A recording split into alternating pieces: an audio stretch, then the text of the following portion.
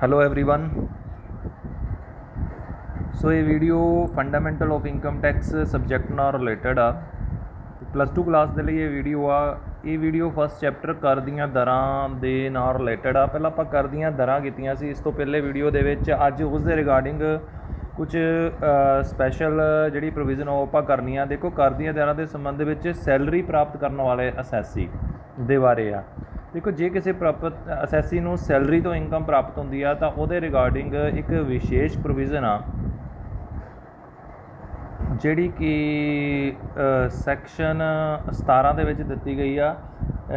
इहदे अनुसार भी एक व्यक्ति आ जिहड़ा उहनूं स्टैंडर्ड डिडक्शन प्राप्त होऊगी जे उन्होंने सैलरी तो आमदन आ तां इनकम टैक्स कैलकुलेट करन तो पहलां उन्होंने स्टैंडर्ड डिडक्शन दित्ती जाऊगी। ये स्टैंडर्ड डिडक्शन है जिहड़ी ये फाइनैंशियल ईयर 19-20 दे लई 40,000 आ, जिहड़ी कि फाइनैंशियल ईयर 20-21 च वधा के 50 साल कर दित्ती गई सी। इत्थे दोने स्टैंडर्ड डिडक्शन करनी है, इस करके जरूरी आ दोने साल दियां, क्योंकि एग्जाम दे विच क्लीयर नहीं हुंदा भी किस साल दा पुछया जाऊगा। ये हमेशा ही रहा वा, किसी वेले कोई सैशन पूछ लेंदे आ, कोई सैशन पूछ लेंदे आ। इस करके ये दोने ही मतलब सालों के लिए स्टैंडर्ड डिडक्शन करनी पेगी। जे वित्ती साल 19-20 ਲਈ आती है तो 40,000 रुपये, जे वित्ती साल 20-21 ਲਈ आती है तो 50,000 रुपये। सो ये तो क्लीयर आ भी जे फाइनैंशियल ईयर 19-20 है तो असैसमेंट ईयर 20-21 है तो असैसमेंट ईयर 21-22 हो जाएगा। वैसे जनरली पेपर 'ਚ 1 साल पिछे का पुछते होंगे अपने तो, पर सुजैशन ये आ भी दोने साल ही कर लेना चाहिए। करंट भी कर लेना चाहिए तो बैक पिछले साल का भी कर लेना चाहिए। 2 साल की प्रोविजनस याद रखनिया चाहिए घट्टो घट्ट। सैकेंड ये भी एक होर आ ये रिगार्डिंग क्वेश्चन भी जो इनकम टैक्स के रेट पूछे जाते हैं, जिमें 60 साल तो घट व्यक्ति के लिए इनकम टैक्स दी दरां पुछ लिया जांदियां। ਉਹਦੇ ਵਿੱਚ ਵੀ ਇਹ ਕਨਫਿਊਜ਼ਨ ਹੁੰਦੀ ਹੈ ਵੀ ਕਿਹੜੇ ਸਾਲ ਦੇ ਰਿਗਾਰਡਿੰਗ ਲਿਖੀਏ, ਕਿਹੜਾ ਫਾਈਨੈਂਸ਼ੀਅਲ ਈਅਰ ਦੇ ਰਿਗਾਰਡਿੰਗ ਲਿਖੀਏ ਜਾਂ ਕਿਹੜੇ ਅਸੈਸਮੈਂਟ ਈਅਰ ਦੇ ਰਿਗਾਰਡਿੰਗ ਲਿਖੀਏ। ਦੇਖੋ, ਉਹਦੇ ਵਿੱਚ ਵੀ ਸਿੰਪਲ ਜਿਹਾ ਸੋਲੂਸ਼ਨ ਇਹ ਆ ਵੀ ਜੇ ਤਾਂ ਉਹਨਾਂ ਨੇ ਕੁਝ ਨਹੀਂ ਦੱਸਿਆ ਤਾਂ ਤੁਸੀਂ ਆਪਣੇ ਵੱਲੋਂ ਲਿਖੋ ਵੀ ਫਾਈਨੈਂਸ਼ੀਅਲ ਈਅਰ 19-20 ਲਈ ਇਹ ਵਾਲੀਆਂ ਦਰਾਂ ਵਾ, ਉਹਨੂੰ ਸਹੀ ਮੰਨਿਆ ਜਾਊਗਾ, ਜਾਂ ਫਾਈਨੈਂਸ਼ੀਅਲ ਈਅਰ 20-21 ਲਈ ਇਹ ਵਾਲੀਆਂ ਦਰਾਂ ਵਾ, ਯਾਨੀ ਤੁਸੀਂ ਮੈਂਸ਼ਨ ਕਰ ਸਕਦੇ ਹੋ। ਪਰ ਜੇ ਉਹਨਾਂ ਨੇ ਸਪੈਸੀਫਿਕਲੀ ਮੈਂਸ਼ਨ ਕਰਤਾ भी इस सैशन के लिए रेट की आ, फिर तो तुहानूं पता ही आ उही लिखना पऊगा। सो ये कोई कन्फ्यूजन नहीं हैगी। इस तो बाद एक कन्फ्यूजन होर आती है इनकम टैक्स के क्वेश्चन के रिगार्डिंग। कई बार वो कहते हैं इनकम टैक्स के दरां की व्याख्या करो अलग अलग असैसियां लई। हुण इहदे विच देखो, बिजनेस मैन भी आंदा वा, कंपनी भी आंदी आ, फर्म भी आती आ, इंडिविजुअल भी आता वा। उस तो बाद इंडिविजुअल दे विच अगे 60 साल तो घट वाले आते आ, 60 तो 80 साल तो वाले आते आ, तो 80 तो वध वाले भी आते आ। फिर ये किहड़े लिखने आ? देखो, ये क्वेश्चन है जिहड़ा वेग क्वेश्चन हो गया। ये सानू फिर क्लैरिटी नहीं हैगी, या तो सानू सारे ही लिखने पैणगे। जे कल्ला इंडिविजुअल का नहीं लिख सकते तो वो भी तिन्ने ही हैड एक्सप्लेन करने पैणगे। इस करके ये क्वेश्चन पहला आंदा सी, हुण नहीं आंदा ये क्वेश्चन। हुण स्पैसीफिकली लिखिया हुंदा वा भी 60 साल तो घट व्यक्ति वाले लई या फिर एक बिजनेस लई या कंपनी लई कर दीआं दरां दी व्याख्या करो। चलो, हुण आपां इत्थे आने, जे एक इंडिविजुअल नूं सैलरी तो आमदन प्राप्त हुंदी आ तां उहनूं स्टैंडर्ड डिडक्शन मिलूगी। स्टैंडर्ड डिडक्शन कितनी मिलूगी? फाइनैंशियल ईयर पर डिपेंड करता वा। जे फाइनैंशियल ईयर 19-20 है तो 40,000, जो फाइनैंशियल ईयर 20-21 है तो 50,000। उदाहरण नाल देखते हैं किमें फिर ये अफैक्ट होगी कैलकुलेशन। देखो, मान लो दीप की कार्ययोग सैलरी 8,90,000 रुपये है, ये सैलरी आ 8,90,000 रुपये दीप की। तो उस तो बाद दीप की सैलरी तो बाद हुण इहदे ते आपां कैलकुलेट करना टैक्स। तो पहलां तां ये जिहड़ी 8,90,000 4 रुपये आ, इहनूं सानूं राउंड ऑफ करना पैना वा। उहदे लई साडे कोल सैक्शन हैगा 288B, करयोग आमदन नूं धारा 288B दे अनुसार पूर्ण अंक च बदलिया जांदा वा। सो इस करके करयोग आमदन आ जिहड़ी 8,90,000 बन जाएगी।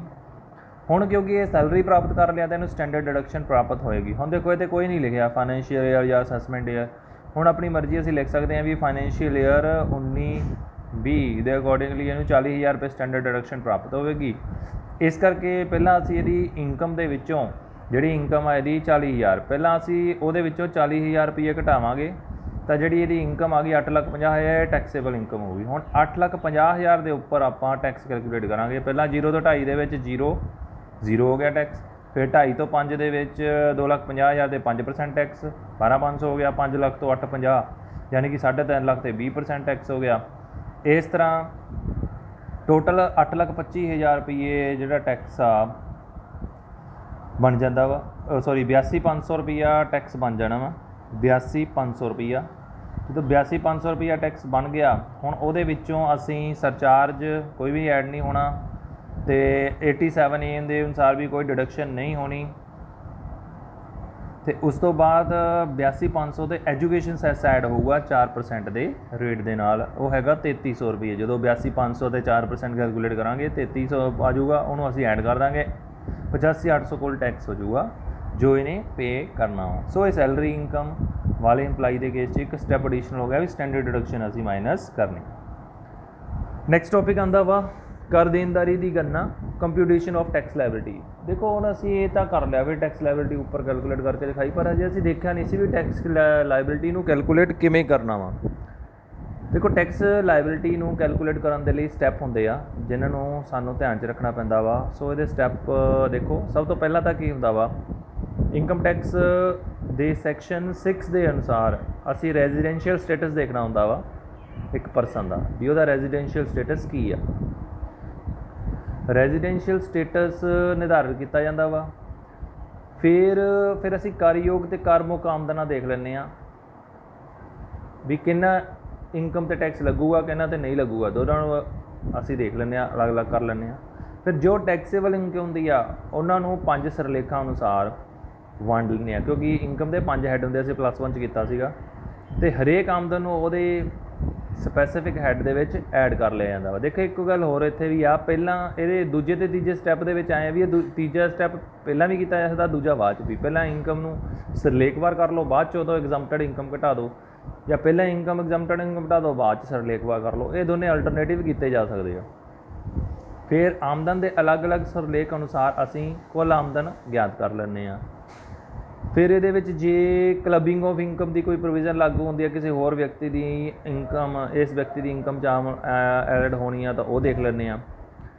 ਫਿਰ ਉਸ ਤੋਂ ਬਾਅਦ carry forward and set of ਦੇ ਰੂਲਸ ਹੁੰਦੇ, ਉਹ ਐਪਲੀਕੇਬਲ ਕਰਦੇ ਹਾਂ, ਯਾਨੀ ਕਿ ਇਨਕਮ ਟੈਕਸ ਦੇ ਅਕੋਰਡਿੰਗਲੀ ਹਾਨੀਆਂ ਦੇ ਸਮਾਯੋਜਨ ਅਤੇ ਅੱਗੇ ਲੈ ਜਾਣ ਸੰਬੰਧੀ ਪ੍ਰੋਵੀਜ਼ਨਾਂ ਲਾਗੂ ਕਰਦੇ ਹਾਂ। ਉਸ ਤੋਂ ਬਾਅਦ ਫਿਰ ਸਾਰੇ ਸਿਰਲੇਖਾਂ ਦੇ ਵਿੱਚ ਜੋ ਆਮਦਨ ਹੁੰਦੀ ਆ ਉਹਨਾਂ ਨੂੰ ਜੋੜ ਲੈਂਦੇ ਹਾਂ ਅਤੇ ਅਸੀਂ ਕੁੱਲ ਆਮਦਨ ਪਤਾ ਕਰ ਲੈਂਦੇ ਹਾਂ।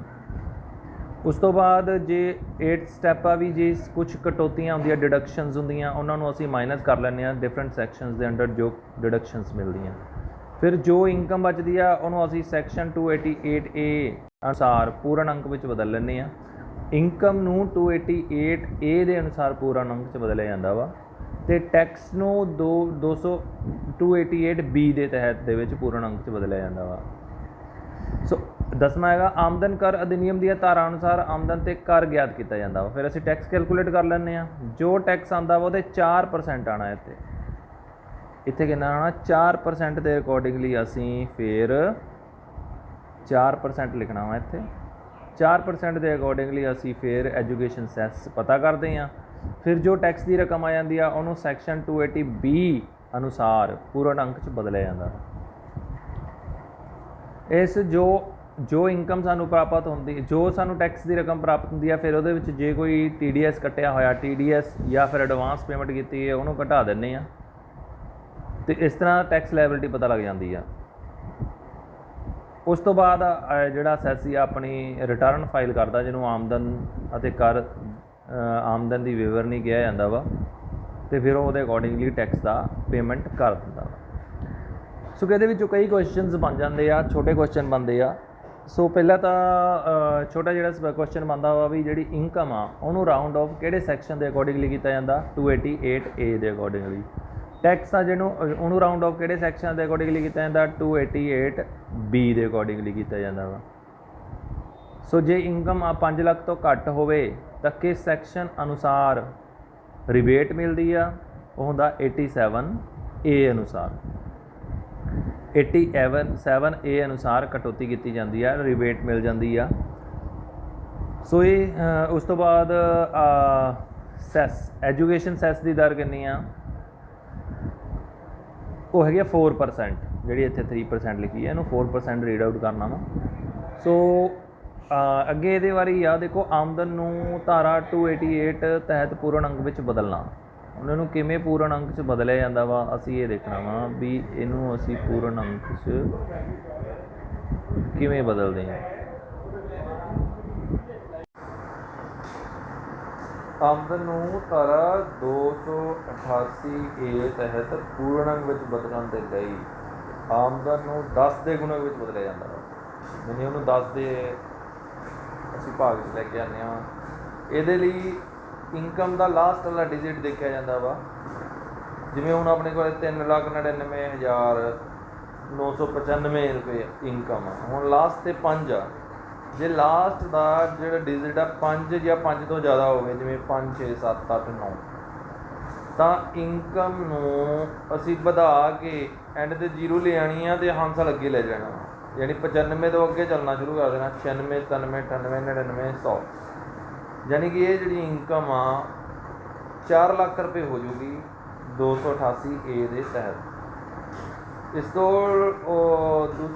ਦੂਸਰਾ ਇਹ ਆ ਵੀ ਜੇ ਲਾਸਟ ਡਿਜਿਟ 5 ਤੋਂ ਛੋਟਾ ਵਾ ਤਾਂ 5 ਤੋਂ ਅਸੀਂ ਥੱਲੇ ਨੂੰ ਆ ਜਾਣਾ, 5 ਤੋਂ ਛੋਟਾ ਹੋਣਾ ਚਾਹੀਦਾ। ਜਿਵੇਂ 1 2 3 4 ਆ ਤਾਂ ਨੀਚੇ ਨੂੰ ਆ ਜਾਣਾ, 4 3 2 1, ਤਾਂ ਫਿਰ ਇਸ ਤਰ੍ਹਾਂ ਇਨਕਮ 10 ਦੇ ਗੁਣਕ 'ਚ ਬਦਲੀ ਜਾਊਗੀ। ਜਿਵੇਂ ਇਨਕਮ ਆ 7 ਲੱਖ 3, ਹੁਣ 3 ਹੈ 5 ਤੋਂ ਛੋਟਾ, ਅਸੀਂ ਪਿੱਛੋਂ 3 ਚੱਕ ਕੇ 0 ਲਾ ਦੇਣੀ ਆ, ਤਾਂ ਇਨਕਮ ਬਣ ਜੂਗੀ 7 ਲੱਖ। ਇਸ ਤਰ੍ਹਾਂ ਪੂਰਨ ਅੰਕ 'ਚ ਬਦਲੀ ਜਾਂਦੀ ਹੈ ਇਨਕਮ। ਐਗਜ਼ਾਮਪਲ ਦੇਖਦੇ ਹਾਂ। ਟੈਕਸ ਲਾਇਬਿਲਿਟੀ ਪਤਾ ਕਰਨੀ ਹੈ ਕਿ 35 ਸਾਲ ਆਉਣਾ, ਉਹਦੀ ਕਰਯੋਗ ਆਮਦਨ 2 ਲੱਖ ਰੁਪਏ ਆ। ਸਾਨੂੰ ਪਤਾ ਵਾ ਜੇ 60 ਸਾਲ ਤੋਂ ਘੱਟ ਉਮਰ ਦਾ ਵਿਅਕਤੀ ਆ ਤਾਂ 2.5 ਲੱਖ ਤੱਕ ਤਾਂ ਨਿਲ ਹੀ ਹੁੰਦਾ ਟੈਕਸ, ਇਸ ਕਰਕੇ ਇਹਦਾ ਟੈਕਸ ਆ ਜਿਹੜਾ ਨਿਲ ਹੀ ਬਣੇਗਾ। ਉਸ ਤੋਂ ਬਾਅਦ ਸੈਕਿੰਡ ਹੈਗਾ ਸਾਡੇ ਕੋਲ 50 ਸਾਲ ਮਦਨ ਦੀ ਕਰਯੋਗ ਆਮਦਨ 3,95,000 ਰੁਪਏ ਆ। ਹੁਣ ਦੇਖੋ ਇਹਦੀ ਇਨਕਮ ਨੂੰ ਰਾਊਂਡ ਆਫ ਕਰਨਾ ਪੈਣਾ, 395 ਆ, ਅੱਡ 'ਤੇ 5 ਆ, ਇਹਦਾ ਮਤਲਬ ਅੱਗੇ ਜਾਵਾਂਗੇ 4 ਲੱਖ ਰੁਪਏ ਦੀ ਟੈਕਸੇਬਲ ਇਨਕਮ ਆ ਜਾਏਗੀ। ਇਹ 60 ਸਾਲ ਤੋਂ ਘੱਟ ਹੈ, ਇਸ ਕਰਕੇ 0 ਤੋਂ 2.5 ਸਾਲ ਤੱਕ 0% ਦਰ ਦੇ ਹਿਸਾਬ ਨਾਲ ਟੈਕਸ ਬਣ ਜਾਏਗਾ 0, ਅਤੇ 2.5 ਤੋਂ 4 ਲੱਖ ਰੁਪਏ ਤੱਕ 1.5 ਲੱਖ ਦੇ ਉੱਤੇ 5% ਦੀ ਰੇਟ ਲੱਗੇਗੀ ਅਤੇ 7500 ਰੁਪਈਆ ਟੈਕਸ ਬਣ ਜਾਏਗਾ। ਉਸ ਤੋਂ ਅੱਗੇ ਇਹ ਟੈਕਸ ਬਣ ਗਿਆ। ਫਿਰ 7500 ਦੇ ਵਿੱਚੋਂ ਸਰਚਾਰਜ ਕੋਈ ਐਡ ਹੋਣਾ ਨਹੀਂ, ਪਰ ਇਹਦੀ ਇਨਕਮ ਆ ਜਿਹੜੀ 4 ਲੱਖ ਆ, ਯਾਨੀ 5 ਲੱਖ ਤੋਂ ਘੱਟ ਹੈ, ਇਸ ਕਰਕੇ 87AM ਸਾਰੇ ਨੂੰ 7500 ਰੁਪਏ ਦੀ ਡਿਡਕਸ਼ਨ ਮਿਲ ਜਾਣੀ ਹੈ। ਐਜੂਕੇਸ਼ਨ ਸੈਸ ਕਿਉਂਕਿ 0 ਟੈਕਸ ਰਹਿ ਗਿਆ, ਕੁਛ ਨਹੀਂ ਲੱਗਣਾ, ਸੋ ਟੈਕਸੇਬਲ ਇਨਕਮ ਇਹਦੀ 0 ਆ ਗਈ। ਨੈਕਸਟ ਜਿਹੜਾ ਤੀਸਰਾ ਪਰਸਨ ਸੀਗਾ 59 ਈਅਰ ਉਹਦੀ ਏਜ ਆ ਹਨੀ ਸਿੰਘ ਦੀ, ਅਤੇ ਆਮਦਨ ਹੈਗੀ ਆ 11,99,998। ਸੋ ਇਸ ਇਨਕਮ ਨੂੰ ਜਦੋਂ ਅਸੀਂ ਰਾਊਂਡ ਆਫ ਕੀਤਾ, ਏ ਤਹਿਤ ਕਰਨਾ ਵਾ ਰਾਊਂਡ ਆਫ, ਇੱਥੇ B ਲਿਖਿਆ ਗਿਆ। ਆਮਦਨ 12 ਲੱਖ ਰੁਪਏ ਹੋ ਜੂਗੀ ਰਾਊਂਡ ਆਫ ਹੋ ਕੇ। ਸੋ 12 ਲੱਖ ਦਾ ਟੈਕਸ ਕੈਲਕੂਲੇਟ ਕਰਨ ਲਈ ਪਹਿਲਾਂ 0 ਤੋਂ ਇੱਥੇ A ਆਉਣਾ ਵਾ। ਸੋ 12 ਲੱਖ ਤੇ 0 ਤੋਂ 2.5 ਲੱਖ ਤੇ ਪਹਿਲਾਂ ਆਪਾਂ ਦੇਖਾਂਗੇ ਵੀ 0 ਟੈਕਸ ਹੋ ਗਿਆ, ਫਿਰ 2.5 ਤੋਂ 5 ਲੱਖ ਰੁਪਏ ਤੱਕ 5% ਟੈਕਸ ਹੋ ਗਿਆ ਅਤੇ 12,500 ਟੈਕਸ ਹੋ ਗਿਆ। ਫਿਰ 5 ਤੋਂ 10 ਲੱਖ ਦੇ ਵਿੱਚ 20% ਟੈਕਸ ਹੋ ਗਿਆ ਅਤੇ 1 ਲੱਖ ਰੁਪਏ ਟੈਕਸ ਹੋ ਗਿਆ। ਫਿਰ 1 ਲੱਖ ਤੋਂ 10 ਲੱਖ ਤੋਂ 12 ਲੱਖ 2 ਲੱਖ ਰੁਪਏ ਹੋ ਗਿਆ, 2 ਲੱਖ ਰੁਪਏ ਦੇ 30% ਟੈਕਸ ਹੋ ਗਿਆ, 60,000 ਟੈਕਸ ਹੋ ਗਿਆ। ਜਦੋਂ ਸਾਰਿਆਂ ਨੂੰ ਜੋੜਿਆ ਤਾਂ 1,72,500 ਟੈਕਸ ਆ ਗਿਆ। ਐਜੂਕੇਸ਼ਨ ਸੈਸ ਅਜੇ ਐਡ ਨਹੀਂ ਹੋਣਾ, ਇਨਕਮ 5 ਲੱਖ ਤੋਂ ਘੱਟ ਹੈ ਨਹੀਂ, ਕੋਈ ਡਿਡਕਸ਼ਨ ਨਹੀਂ ਮਿਲਣੀ। ਐਜੂਕੇਸ਼ਨ ਸੈਸ 4% ਐਡ ਹੋਣਾ ਇੱਥੇ, 4% ਦੇ ਐਜੂਕੇਸ਼ਨ ਸੈਸ ਜਦੋਂ ਆਪਾਂ ਐਡ ਕਰਤਾ ਤਾਂ ਐਡ ਹੋ ਗਿਆ ਐਜੂਕੇਸ਼ਨ ਸੈਸ ਐਡ ਹੋ ਗਿਆ ਤੁਹਾਡਾ 6900, ਤਾਂ ਟੋਟਲ 79,400 ਤੁਹਾਡੀ ਜਿਹੜੀ ਟੈਕਸੇਬਲ ਇਨਕਮ ਉਹ ਬਣ ਗਈ ਹੈ।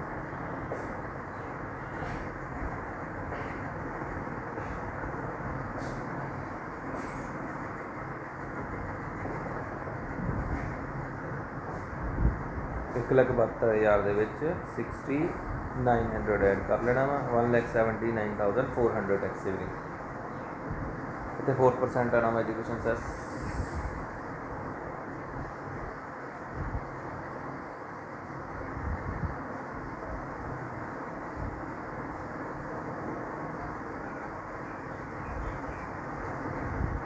ਸੋ ਇਹ ਸੀ ਆਪਣਾ ਪਹਿਲਾ ਚੈਪਟਰ ਤੇ ਰਿਗਾਰਡਿੰਗ ਇਹ 'ਚ ਆਪਾਂ ਟੈਕਸ ਲਾਇਬਿਲਿਟੀ ਕਿਵੇਂ ਕੈਲਕੂਲੇਟ ਕਰਨੀ ਆ। ਸੋ ਇਹ ਐਕਸਰਸਾਈਜ਼ 'ਚ ਦੇ ਮੇਨ ਜਿਹੜੇ ਕੁਐਸਚਨ ਬਣਦੇ ਹੈਗੇ ਕਰਨ ਦੀਆਂ ਵਿਧੀਆਂ ਦੀ ਵਿਆਖਿਆ। ਦੋ ਵਿਧੀਆਂ ਹੁੰਦੀਆਂ ਇਹਦੀਆਂ, ਕਿਹੜੀ ਸਟੈਪ ਸਿਸਟਮ ਤੇ ਸਲੈਬ ਸਿਸਟਮ। ਆਮਦਨ ਕਰ ਲਗਾਉਣ ਦੀ ਵਿਧੀ ਦੀ ਵਿਆਖਿਆ। ਆਮਦਨ ਦੀ ਕਦਮ ਪ੍ਰਣਾਲੀ ਦੇ ਵਿੱਚ ਕੀ ਹੁੰਦਾ ਸੀ, ਡਿਫਰੈਂਟ ਇਨਕਮ ਦੇ ਲੈਵਲ ਸੈੱਟ ਕਰ ਲੈਂਦੇ ਹਾਂ। ਇੱਕ ਲੈਵਲ ਤੱਕ ਟੈਕਸ ਦੀ ਦਰ ਹੋਰ ਹੁੰਦੀ ਆ, ਪਰ ਉਸ ਤੋਂ ਵੱਧ ਜਿਵੇਂ ਇਨਕਮ ਦਾ ਸਾਰੀ ਇਨਕਮ 'ਤੇ ਕਰ ਦੀ ਦਰ ਚੇਂਜ ਹੋ ਜਾਂਦੀ ਆ। ਅਤੇ ਸਲੈਬ ਪ੍ਰਣਾਲੀ ਦੇ ਵਿੱਚ ਕੀ ਹੁੰਦਾ ਵਾ, ਇਨਕਮ ਦੇ ਡਿਫਰੈਂਟ ਲੈਵਲ ਹੁੰਦੇ ਆ। ਇੱਕ ਲੈਵਲ ਦੇ ਵਿੱਚ ਇਨਕਮਾਂ ਦਾ ਟੈਕਸ ਦੀ ਦਰ ਉਨੀ ਹੀ ਰਹੂਗੀ। ਜੇ ਨੈਕਸਟ ਇਨਕਮ ਵੱਧ ਜਾਂਦੀ ਆ ਤਾਂ ਪਹਿਲੇ ਲੈਵਲ ਤੱਕ ਦਾ ਟੈਕਸ ਦੀ ਰੇਟ ਉਨੀ ਰਹੂਗੀ, ਪਰ ਨੈਕਸਟ ਲੈਵਲ ਲਈ ਟੈਕਸ ਦੀ ਐਕਸਟਰਾ ਇਨਕਮ ਲਈ ਟੈਕਸ ਦੀ ਦਰ ਚੇਂਜ ਹੋ ਜਾਊਗੀ। ਇਹਦਾ ਮਤਲਬ ਇਹਦੇ 'ਚ ਐਡੀਸ਼ਨਲ ਇਨਕਮ 'ਤੇ ਜ਼ਿਆਦਾ ਟੈਕਸ ਲੱਗਦਾ ਵਾ। ਉਸ ਤੋਂ ਬਾਅਦ right the name of the method use for taxation India. India 'ਚ ਕਿਹੜਾ ਮੈਥਡ ਯੂਜ਼ ਹੁੰਦਾ ਵਾ, ਇੰਡੀਆ ਦੇ ਵਿੱਚ ਸਲੈਬ ਸਿਸਟਮ ਯੂਜ਼ ਹੁੰਦਾ ਵਾ। ਉਸ ਤੋਂ ਬਾਅਦ ਟੈਕਸ ਲਾਇਬਿਲਿਟੀ ਪਤਾ ਕਰਨੀ ਹੈ 6 ਲੱਖ ਰੁਪਏ ਦੇ। ਐਕਸਰਸਾਈਜ਼ ਦੇ ਕੁਐਸਚਨ ਜੇ ਕੋਈ ਕਰਨਾ ਚਾਹੁੰਦਾ ਤਾਂ ਕਰ ਸਕਦਾ। ਉਸ ਤੋਂ ਬਾਅਦ ਦੂਸਰਾ ਕੁਐਸਚਨ ਦਿੱਤਾ ਵਾ ਜਿਸ 'ਚ ਟੈਕਸ ਲਾਇਬਿਲਿਟੀ ਪਤਾ ਕਰਨੀ ਆ। ਨੈਕਸਟ ਇਹ ਸਾਰੇ ਕੁਐਸਚਨ ਆ ਜਿਸ 'ਚ ਅਸੀਂ ਟੈਕਸ ਲਾਇਬਿਲਿਟੀ ਵੀ ਪਤਾ ਕਰਨੀ ਆ। ਐਕਸਰਸਾਈਜ਼ ਦਾ ਮਤਲਬ ਤੁਸੀਂ ਕਰਕੇ ਦੇਖ ਸਕਦੇ ਹੋ ਪ੍ਰੈਕਟਿਸ ਦੇ ਲਈ। ਸੋ ਇਹ ਸੀ ਆਪਣਾ ਪਹਿਲਾ ਚੈਪਟਰ ਹੁਣ ਕੰਪਲੀਟ ਹੋ ਰਿਹਾ ਵਾ। ਸੋ ਆਪਣੇ ਇਹ ਕੁਐਸਚਨਸ ਆ ਤੁਸੀਂ ਆਪਣੇ ਸੋਲਵ ਕਰਕੇ ਦੇਖੋ, ਕਨਸੈਪਟ ਨੂੰ ਸਮਝਣ ਦੀ ਕੋਸ਼ਿਸ਼ ਕਰੋ। Thank you very much for watching.